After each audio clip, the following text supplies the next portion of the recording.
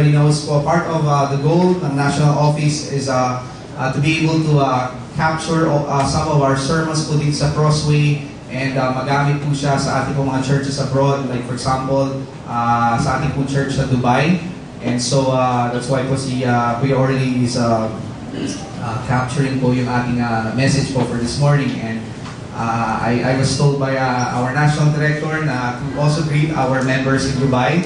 So first time po ito, but we'd like to greet our members po, our GCI family in Dubai. We appreciate you, and of course, we are encouraged by their faith. Alam po natin, living in a different country, living in a different culture, iba po ang kultura po doon, and away from home, away from their families, medyo it's actually quite difficult. Ma-homesick po kayo, and you don't know a lot of people, and so we appreciate them and we thank them for persevering in the faith, and hopefully po we get to see them personally po in the next coming years. Okay, today we're going to talk about something that's quite controversial. If you've been watching the news, or particularly kung kayo po'y updated sa social media, you have seen this, and probably you're updated about this na last week po, there's a big change that has happened in the US. How many of you would guess what I'm talking about? Yeah, it's alright. So we're going to talk about, controversial issues, social issues that are quite controversial, especially para po sa atin who belong to the religious institutions. And last week po, in the US, yung same-sex marriage has been legalized across the US. And this has escalated po the tension between two major groups, those who are proponents of that bill, and then those who are against it, primarily the religious people, the religious groups. So it has escalated tensions between two major groups. It has escalated debates and arguments, and we can see that not just happening in the US, but even po sa ibang bansa, across the world, the globe, and even tayo po sa Philippines, we have been affected by this. Kung kayo po yung madala sa Facebook, you can see that, there's a lot of people making statements. A lot of people fighting for their right. A lot of people making a stand for what they believe in. I tell you po, this has created tension. And when you look at it, rightfully so, because it's somewhat meron pong opposing views, and the ideologies are clashing against each other. And when you look at it, you can expect that. That's why people are quite vocal about it. People making a stand, people making statements, people fighting for their right. But what's challenging about this issue is it's actually very polarizing po.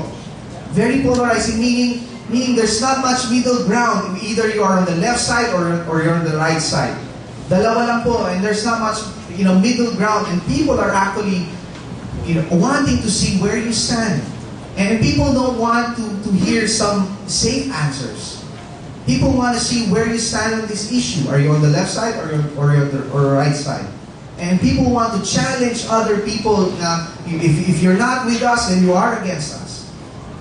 If you are against us, then you're against humanity, you're against human rights, you're against equality. At the same time, sa side naman po ng religious groups, it's as if they're challenging, are you for God or you're against God? Di mo ba? Para bang, okay, wala na sa gitna. Talagang either you're on the left side or on the right side. And it has created tension. People are becoming insensitive, rude to other people. People are becoming, there's a lot of anger and frustration. People ba? I'm sure those who are active on Facebook, you can see that. And it's very polarizing. And I feel that this is a good time to talk about it.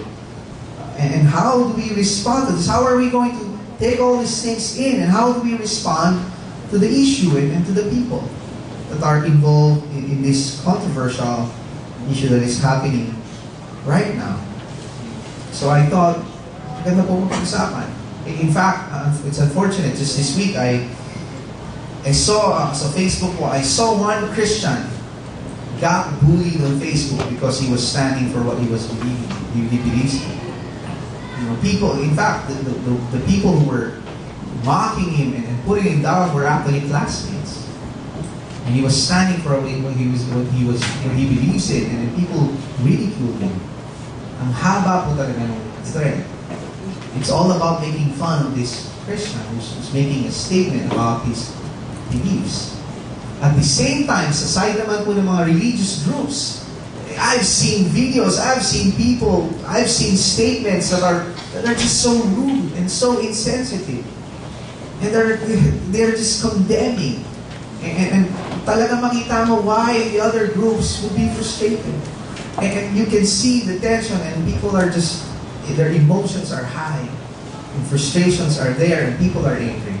And I feel po as a church, masaya po ako tayo po sa Crossway, wala po tayong masyadong, publicly, we're not adding to the confusion and the chaos, and so I'm happy about that. But I thought we'd like to talk about this so that how we can answer questions like, how are we supposed to take all these things in? And how are we supposed to respond to the issue and to the people who are involved? And I feel po na maganda naman po dito sa topic po na to, whenever the church faces some controversial social issues. The good thing is, this is not the first time. This is not the first time. When you look at history, when you look at the Bible, all the New Testament, there were controversial, scandalous incidents that arose in society and somewhat clashed with the ideologies and belief system of the church. And even when we understand God and His ways, parang nagka-clash sila doon. And so this is not new, but I also feel that this is not going to be the last time. And that's why maganda po na to think about this, where we are, where we stand, but at the same time, how are we going to approach this? How are we going to respond to the issue? And of course, to the people. The people are important as well. And so, this morning we would like to talk about that, but gusto ko po kayo pangunahan po, no? I'm not here to tell you how specifically you're supposed to respond, because I feel po, this is my take, I feel po that it's going to be a case-to-case basis.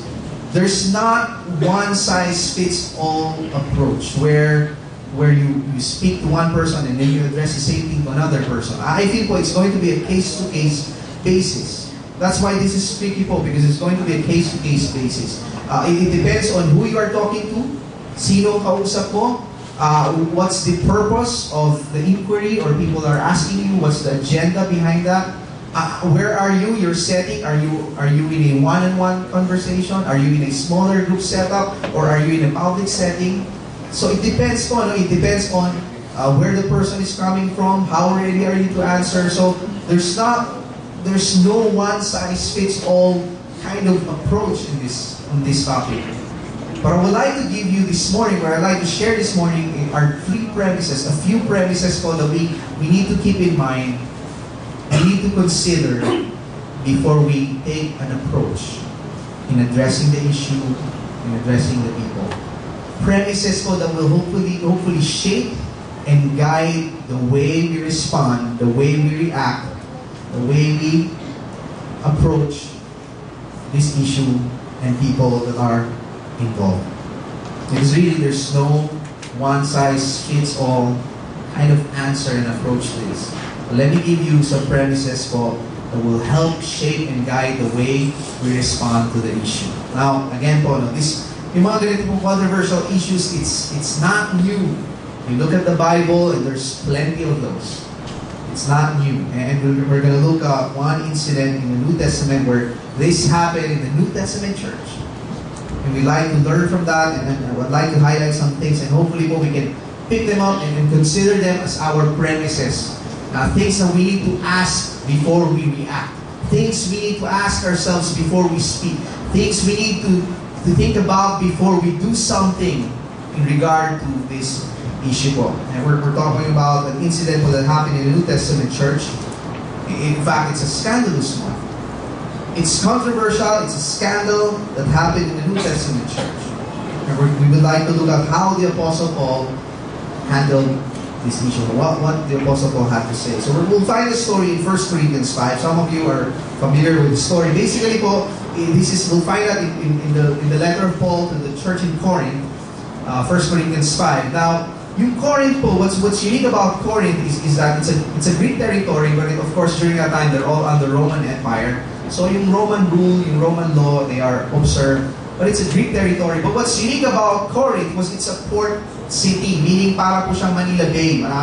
Maraming po mga nagdadock ng mga ships, mga ganun po. No? So, daanan din po siya ng isang major route po sa dagat. So, pagka po kailangan mag-stop over yung mga barko, yung mga cargo ships, mag-stop po sa Corinth. So, it's a port city, para pong Subic or Manila Bay. So, what it means is that it's well populated. And not only that, it's populated with people coming from different backgrounds, different religious beliefs, different preferences, different cultures. So, it's sort of a melting pot. You know what they say sa New York or even in some ways Manila po, no, marami na pong iba-ibang kultura, iba-ibang pinanggalingan, iba-ibang religious beliefs. So, it's a melting pot.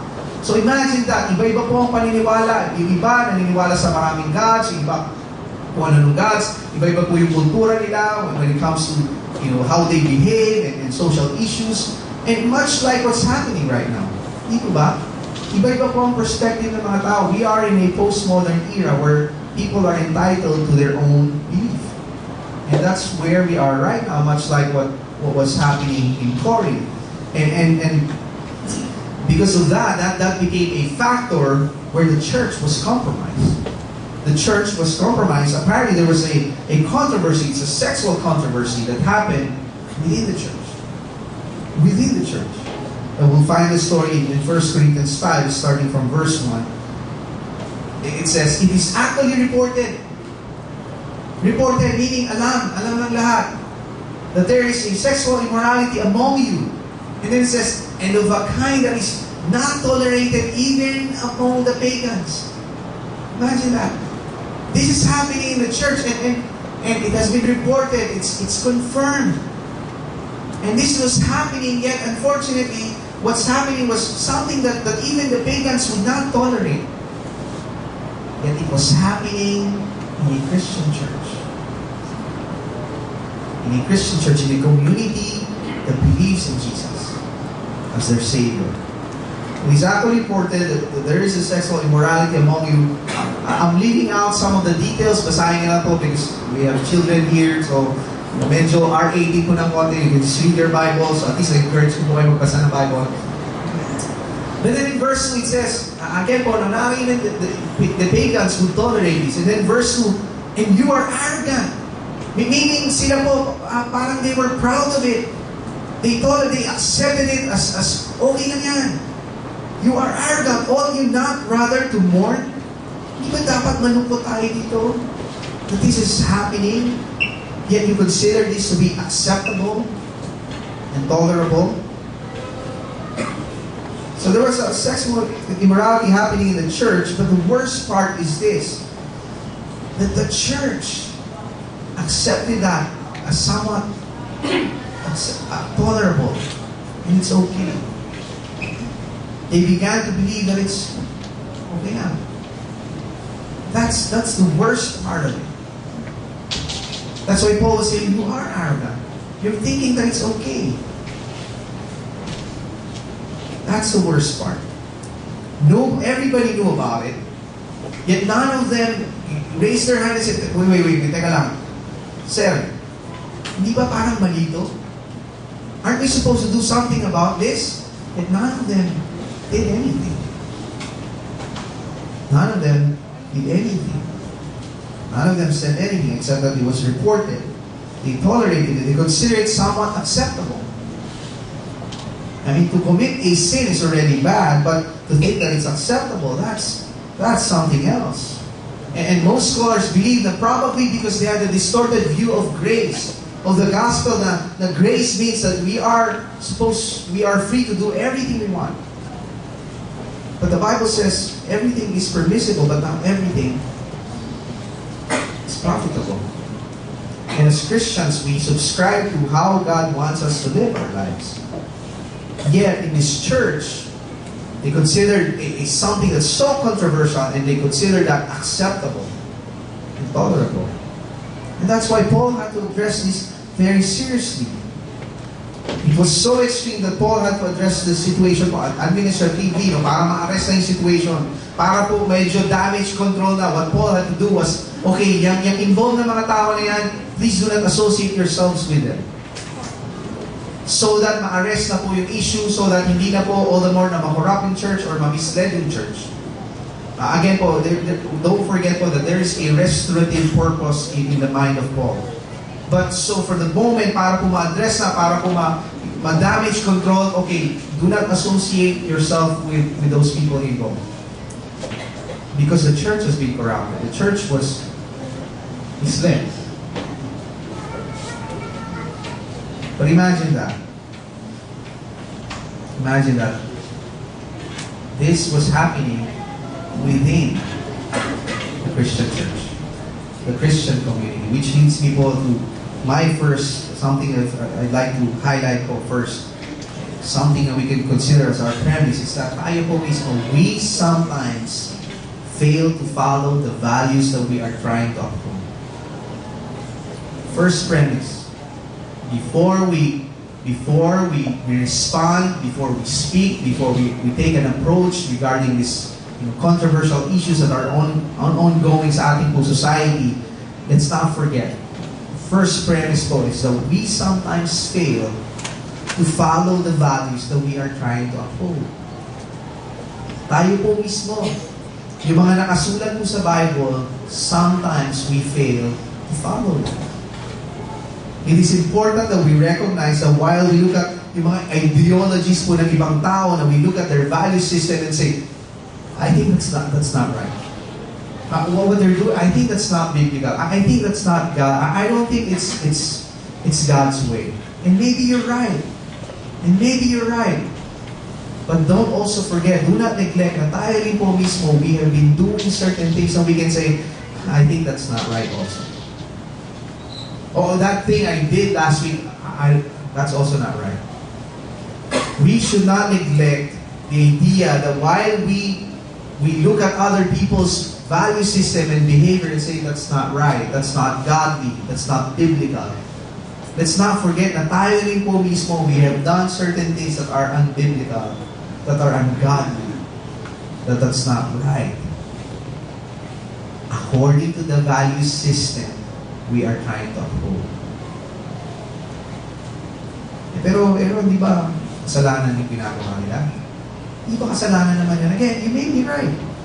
But so was greed. So was drunkenness. Kung ikaw ay nalalasing. So was lying. So was gossiping. Idolatry.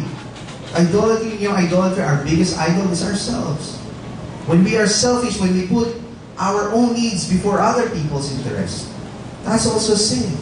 When we fail to love our neighbor meaning not just the people who are like us, but even people who are so different from us. When we fail to love them, that's also a sin. When we fail to love our enemies, that's a sin as well. When we have wrong priorities, that's a sin. When we take advantage of others, that's a sin. When we lack patience, kindness, self-control, how many times po that we've lost that? Yung control and pasensya even sa ating pong mga sariling pamilya. That's a sin. Don't forget that. When we refuse to forgive, that's a sin as well. And many more. You read the Bible, and there's so many things that the Bible is saying, and I tell you, I bet all of us sometimes have failed to do some of those. So the thing is, we cannot isolate this whole thing with same-sex marriage and homosexuality and all those things. We cannot isolate that and disregard the other things that the Bible is saying. And marami po doon, some of those we have violated as well. Again, before we act, before we respond, before we talk, before we take an approach with regards to this whole controversial issues, do not forget that we sometimes fail to follow the values that we are trying to uphold. Let me tell you a story. I'm not sure kung nakwento ko na po ito, but one time, I was still single several years back. I attended a GCI conference in Tagaytay.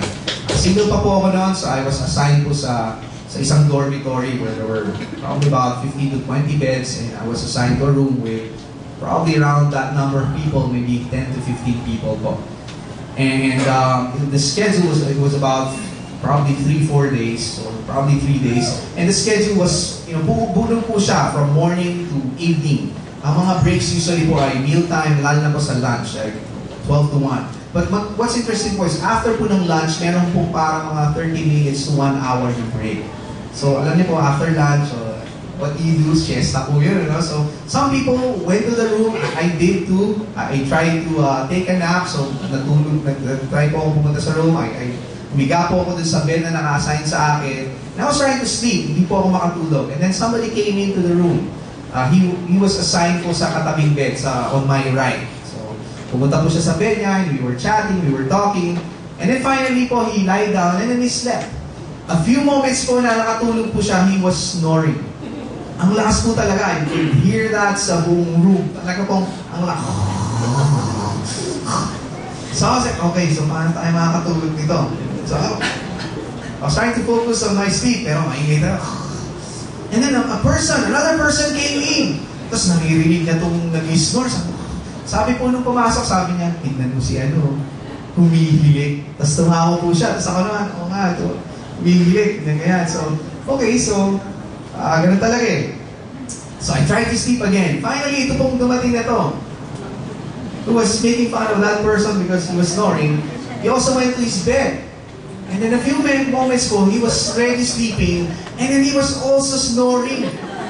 So, grabe po, sa right ko and then left ko, talagang nagduduwit po sila.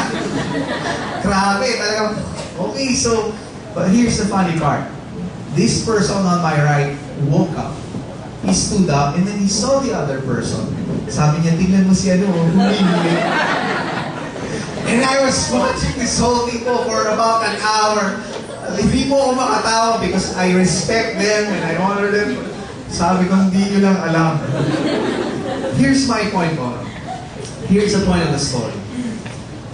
When we look at other people's mistakes, I mean, that's fine.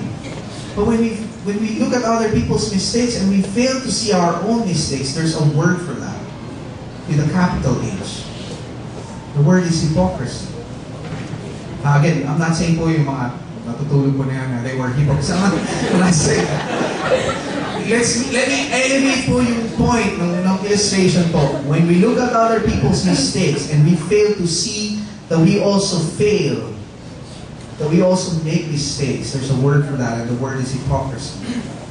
And a lot of times we are being accused with that by people outside the church. Maybe it's because we have given them the wrong impression of what Christianity is all about. Maybe we need to redefine what Christianity is all about.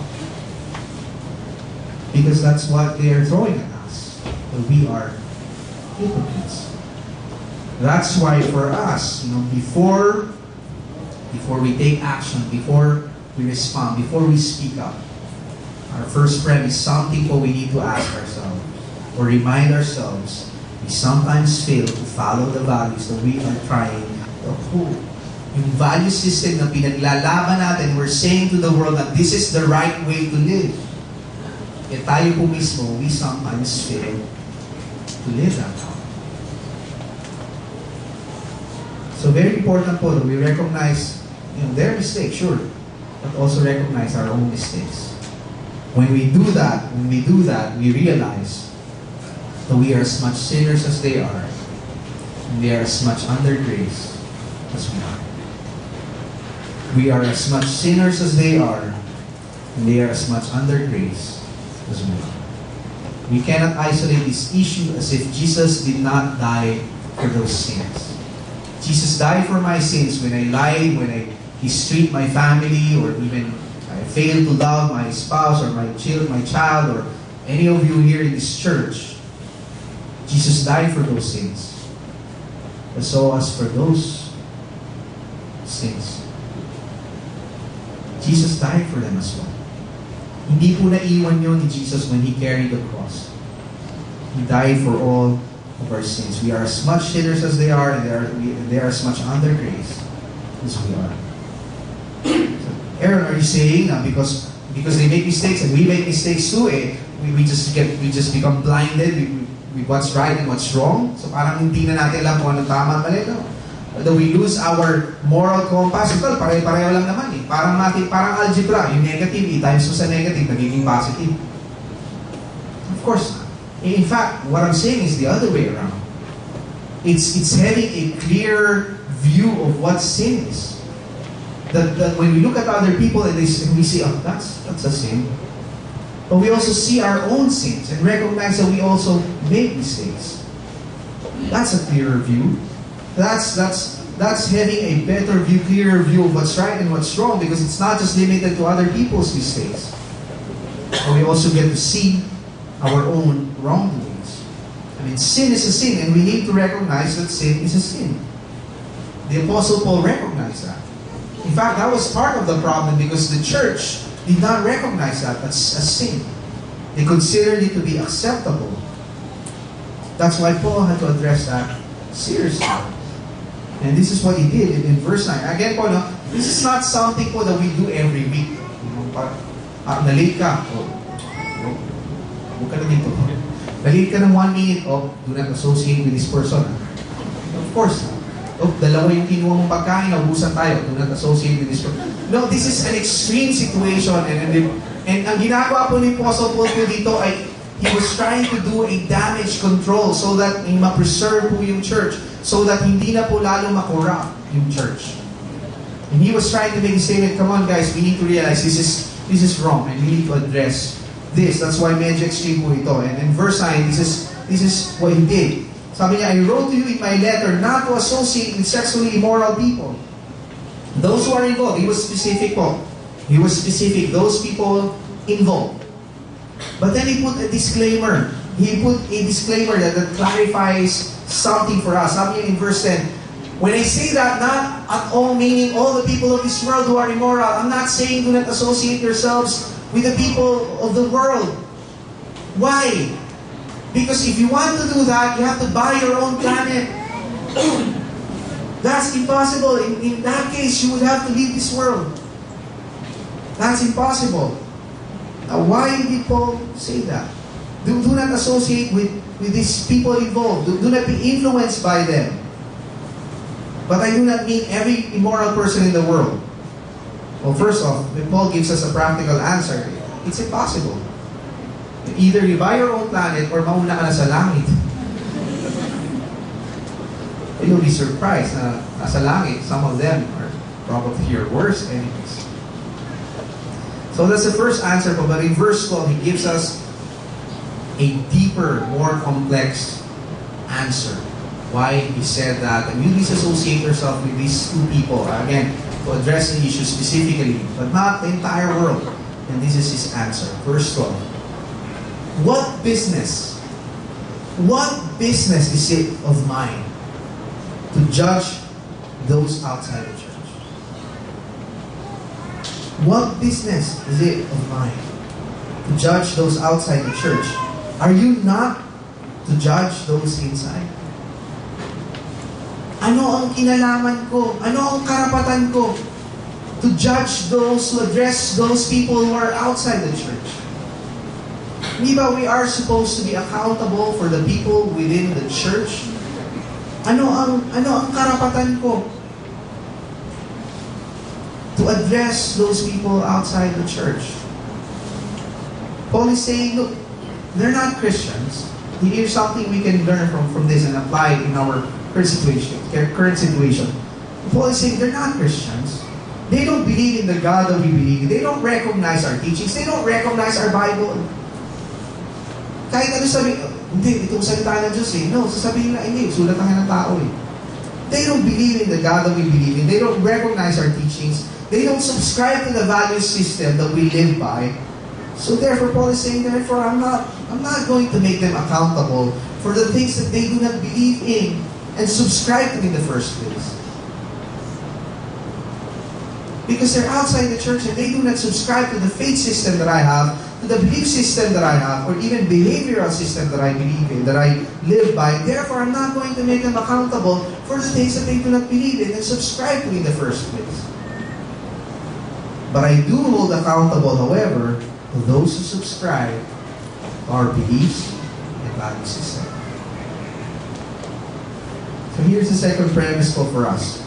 Something we need to consider before we react, before we respond with regards to controversial issues. That is, we are to be accountable for our own people. We are to be accountable for our own people. Na-imagine niyo po ba, for example po, yung mga may anak po dito, na ako po ang mag-parent sa anak ko. For example po, may nagawang mali anak niyo, ako po magdidisiplina sa anak niyo. Would you appreciate that? Would you appreciate that? Sabihin ko, may maling anak mo, alika, akin na ako magdidisiplina niya. And how I'm going to discipline that, for example, that little boy, the way I was disciplined when I was younger sa church. Do you want that? Di ba? It can be insulting. If I try to parent your own kids, and they're not mine. In the same way, I am a parent, and I have my own parenting style. Might not be the most effective, but that's my style. And I don't appreciate, parang people interfering, imposing their parenting style on me or sa aking anak. Ito ba? It can be insensitive. It can be frustrating for other people. And we know it doesn't work. We know it doesn't work. In fact, it can feel insulting to those people. We're not saying whether they have a right to be insulted, to feel insulted or not, but it feels insulting sometimes for them. Because ang dating po ay parang we're trying to push it down their throat. The things that they never subscribed to in the first place. Right? Because ang dating po is we're trying to push it down their throat. The things that they do not subscribe to. We are to be accountable for our own people, to guide according to the ways of the Lord, to protect from habits and behaviors that can harm oneself and others, or even harm an entire community, just like what happened in Corinth, to preserve a life living in God's design and plan, and to restore those who have fallen and stumbled. That's our accountability. That's yun po ang sagot natin. Pastor, what about those people outside and they're doing something ungodly? What about their wrongdoings? What about what they're doing and they're not biblical? And they're not according to God's ways? And in verse 13, this is what the Apostle Paul had to say. Verse 13, God will judge those outside. This is just frustrating because gusto po natin, tayo po yung may hawak ng judgment. That's why it can be frustrating because we want to have control. Gusto natin tayo yung maglatigo. Verse 13, Paul says, God will judge those outside. Paul is saying, look, let God take care of it. Let God deal with it. Alam ng God yan. God knows what's happening and He knows what to do with it. So let God take care of that. Let God take care of that. Of course, again, we are accountable for our own people. If you have influence over someone, if somebody trusts you, go ahead and use that. Use that relationship, use that influence to tell them about God and His grace and His love and even yung God's plan and design for life. Go ahead. But for those who are outside our influence, Paul is saying, God will judge those outside. Let God take care of that. So, again, if we are to be accountable for our own, Pastor, parang hirap kasi parang sinasabi mo, ang accountability natin nandun sa mga tao natin. What about sila? What can we do towards those people? And they're sinning. And they're ungodly. What can we do towards these people? Well, let me tell you, we are called to love our neighbor. And this is our third premise. We are called to love our neighbor. And the third premise when we say neighbor, it doesn't mean just people who are like you. It doesn't mean people who you like or people who like you. Yung isa doesn't mean neighbor, yung mga kasundo mo. Yung mga kausap mo lang. When the Bible says neighbor, it refers to people who are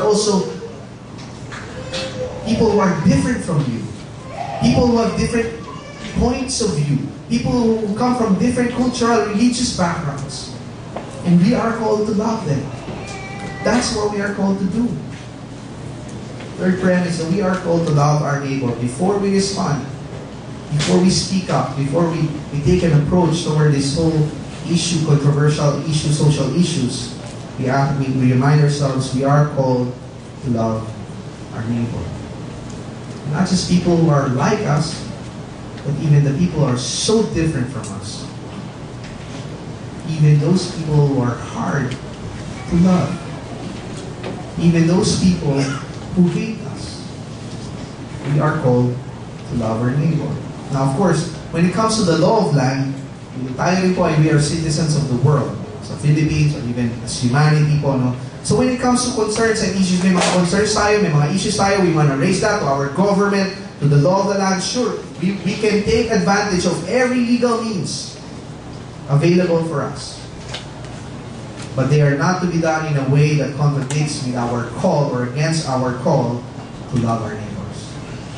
We can take advantage of whatever is available for us legally, what is provided for us by the government, but they are not supposed to be done in a way that contradicts with our call to love our neighbor. Did you notice po, napansin niyo po ba, na when you look at yung mga text, yung mga scriptures po, dun sa, regarding the New Testament church, primarily the epistles, Acts and the epistles, yung mga letters po, did you notice, na pagka po ang Bible, it talks about Christian living, holiness, godliness, doing these things that are godly and not doing these things that are not godly. Whenever the Bible, in the New Testament, I'm talking about the New Testament church, whenever the New Testament church is addressed, and it talks about Christian living, godliness, purity, being worthy of your calling or worthy of the gospel, whenever the Bible talks about that to the New Testament church, it refers to the believers. Those words of the Apostle Paul, Peter, and the other apostles, whenever they talk about Christian living, godliness, and holiness, they are targeted towards Christians, towards believers. Did you notice that? At the same time, whenever it's a New Testament text, whenever outsiders are referred to, it's usually the call for believers to care for them, to be sensitive to them, to be concerned about their needs. It's always that. Whenever the Bible, especially referring to the New Testament church, whenever the Bible talks about godliness and holiness, things to do and not to do, usually it's targeted towards believers, those who are within the faith community. Whenever the Bible, particularly in the New Testament context, whenever the Bible talks about outsiders, it's usually about the call for believers to reach out to them, to care for them, to be sensitive to them, to think about their situation. In fact, in the same letter, let me show you the same letter. Here's what the Apostle Paul says in 1 Corinthians 9. Same letter. Sabi niya po, to those not having, let me begin with verse 19. Alright. Basahin ko from verse 19. Though I am free and belong to no one, I have made myself a slave to everyone, to win as many as possible. To the Jews, I became like a Jew. Again, we're not talking, when it talks about Jews, we have believers. To the Jews, I became like a Jew, to win the Jews. To those under the law, I became like one under the law, though I myself am not under the law, so as to win those under the law. To those, verse 21, to those not having the law, I became like one not having the law, though I am not free from God's law, but I am under Christ's law, so as to win those not having the law. Verse 22, to the weak I became weak to win the weak. I have become all things to all people, so that by all possible means, I might save some.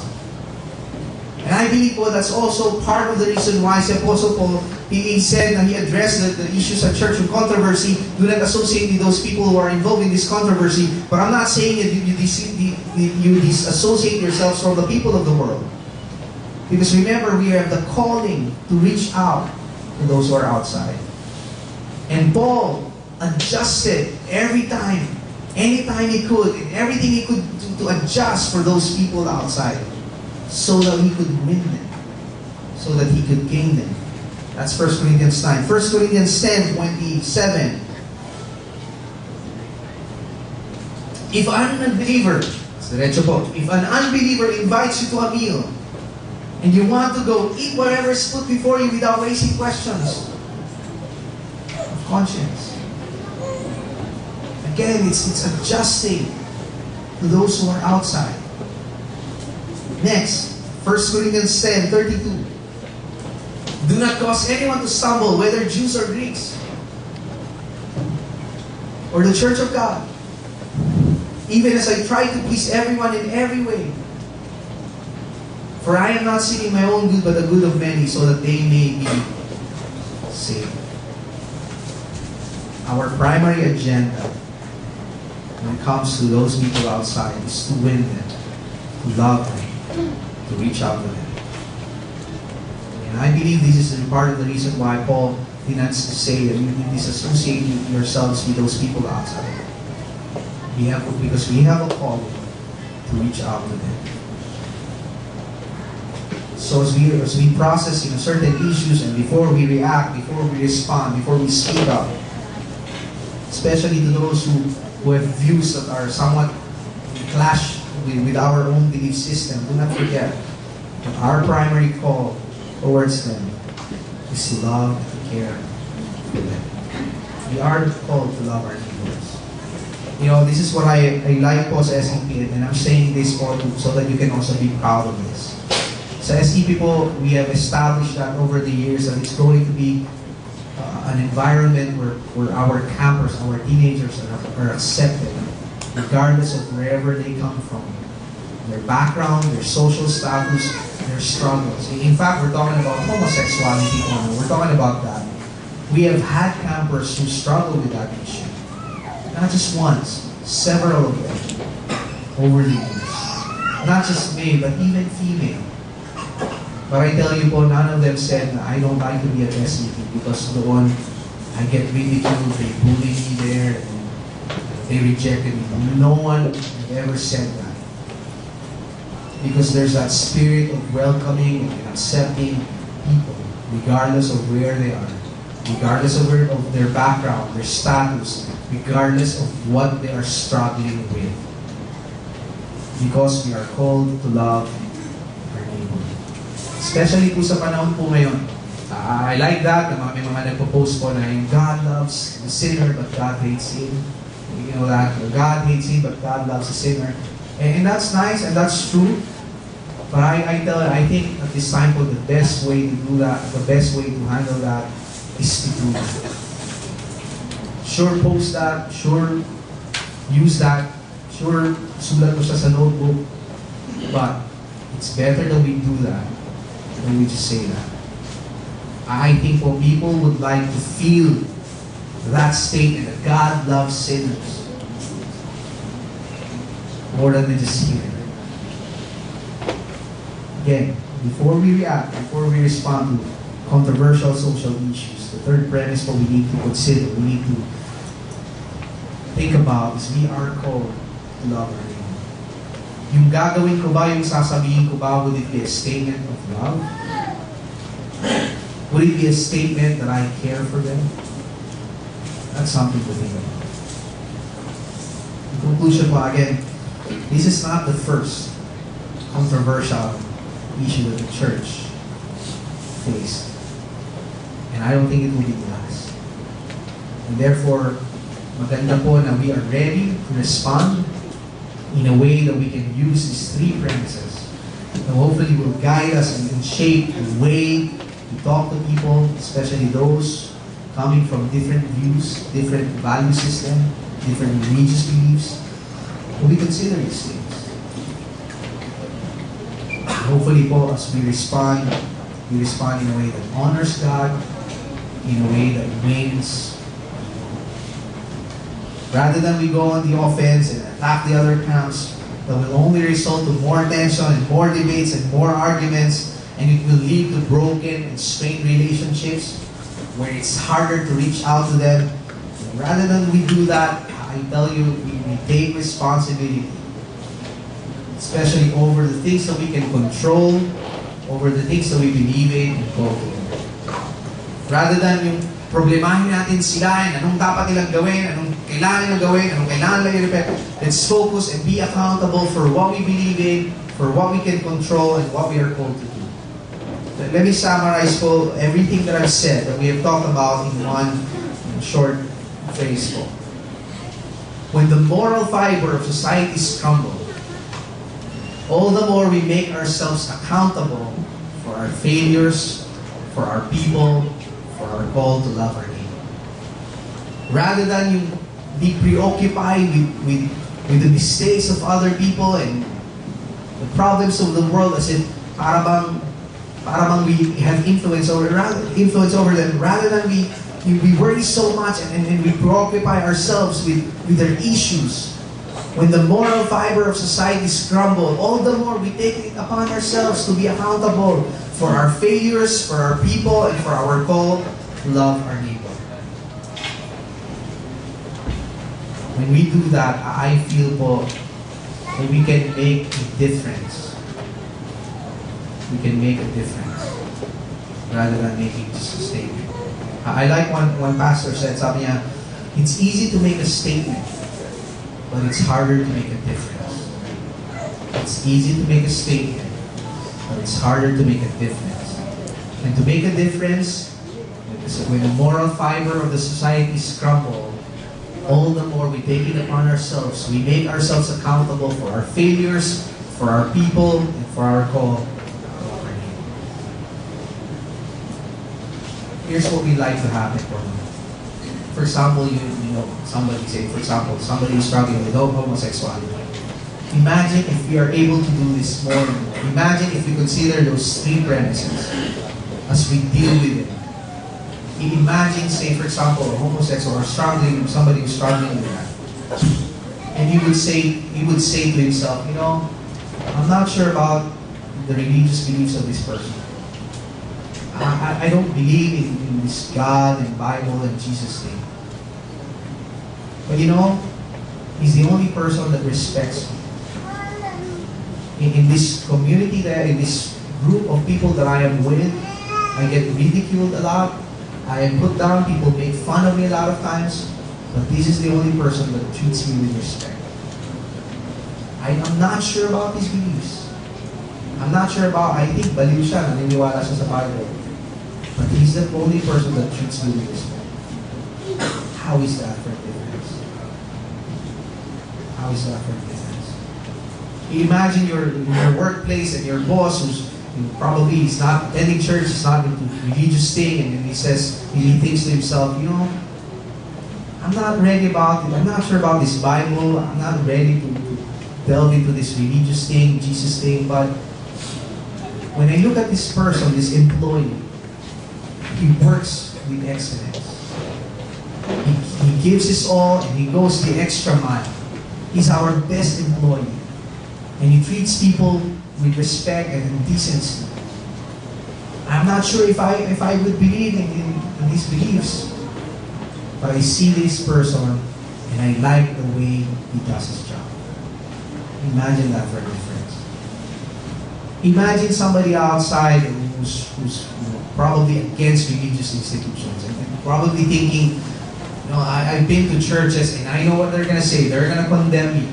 I know what they're going to say. I know I'm going to hell and all those things. I know what they're going to say to me. I know they're going to put me down and they're going to say I have to change and all those things. But whenever I look at Crossway or even GCI, I feel welcome. I feel accepted. How is that for the difference? So there's something different about this church. And I'm not sure about their beliefs, I'm not sure if I'd like to attend their church, but the people, they're just so nice and welcoming and friendly. How is that for a difference? Again, let me quote the other pastor, but it's easy to make a statement, but it's harder to make a difference. And our goal is to make a difference. Again, there's going to be more of these controversial issues. And as we prepare ourselves to delve in those issues, to respond to people, don't forget, we have three premises that I'd like you to think about whenever you think about responding or reacting. Number one is we sometimes fail to follow the values na ating pong mismo pinagdala. Number two, we are accountable for our own people. We are accountable for those people we have influence over. And those outside, let God do it. And focus on what we are called to do towards outsiders as we are called to love. Hopefully po, as the society continues to change and evolve, hopefully po, we will make ourselves more accountable for our own mistakes, for our own beliefs, for our own people, and for our own government. Let me pray for all of us as we close. Lord, we thank you that you are God who is in control. We live in a life, in society that evolves every now and then. There are times when changes are in favor of what we believe in. There are times when changes are somewhat against our belief system. That's just the way it is, Lord. Because we still live in a fallen world in which you are continuously redeeming until the fullness of the kingdom comes. But Father, in the midst of tension and debates and arguments, and anger and sensitivity, frustration, Lord, gamitin mo po kami to be instruments of positivity, hope, and love. Lord, continue to speak to us so that we can handle ourselves appropriately, especially towards outsiders, towards those people who are still yet to see and understand how much you love them. And may that be our priority, to let them know that you love them. Lord, patawarin niyo po kami, forgive us, kami po mismo, the things that we are fighting for, the value system that we are trying to uphold, we fail sometimes according to those value systems.